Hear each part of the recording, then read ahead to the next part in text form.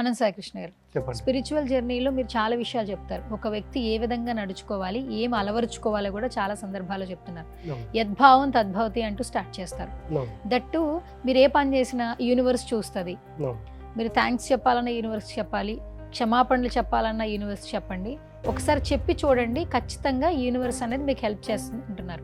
So దాని reality విషయానికి వస్తే ఎలా దాన్ని నమ్మాలి? ఇప్పుడు మీరే అడిగారు, ప్రతిదానికి యద్భావం తద్భవతి అంటున్నారు కదా, అది ఖచ్చితంగా పనిచేస్తుందని.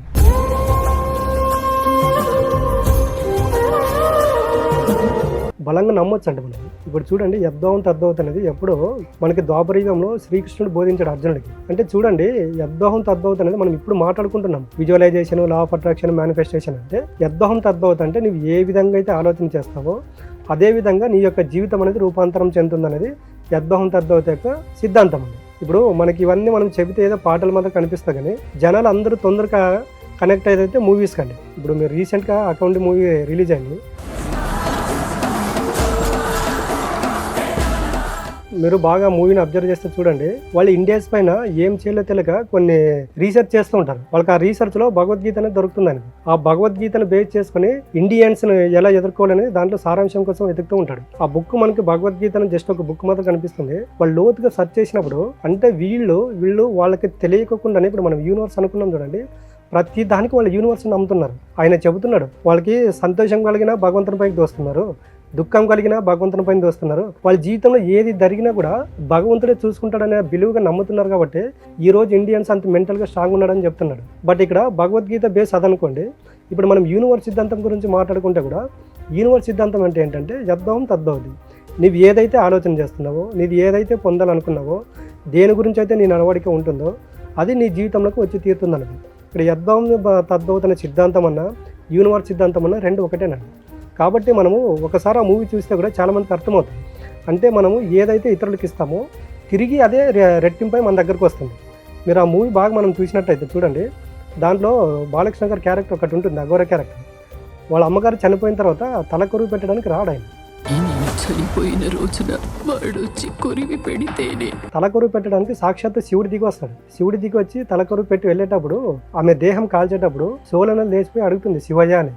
అప్పుడు చెప్తాడు ఆయన, నువ్వే నాకు ఎందుకు వచ్చి తలకొరు పెట్టాడంటే, నీ కొడుకు నేను ఏదైతే చెప్పానో, నేను చెప్పిన ధర్మాన్ని, నేను చెప్పిన సత్యాన్ని ఆయన ప్రతి చోట ప్రపంచానికి చెప్పుకుంటూ తిరుగుతున్నాడు కదా, ఆయన నా కోసం పనిచేసేటప్పుడు నేను ఆయన కోసం పనిచేస్తాను అంటే ఇది యూనివర్స్ సిద్ధాంతం అండి. నువ్వు యూనివర్స్ కోసం నువ్వు పనిచేస్తే నీకు ఏది కావాలో అది యూనివర్స్ చూసుకుంటుంది అనేది దానికి అర్థం ఉంది. అయితే ఇప్పుడు యూనివర్స్ అనేది ప్రతి ఒక్కటి చూస్తుంటుంది, వింటుంది. 100% అండి. అంటే మన లైఫ్లో మనం మనుషులతో పాటు యూనివర్స్తో కూడా ట్రావెల్ చేయాలండి. నేను దానికి చెప్తున్నా కూడా అదే మనం చాలాసార్లు మాట్లాడుకున్నాము. మనకి జస్ట్ ఎప్పుడన్నా హెడ్ ఎక్ ఉన్న టైర్డ్ అయినా గట్టి ఒక 2-3 శ్వాసలు తీసుకొని నిదానంగా వదలండి, విత్తిన్ మనకి 1 మినిట్లో మనం రిలాక్స్ అవుతాం.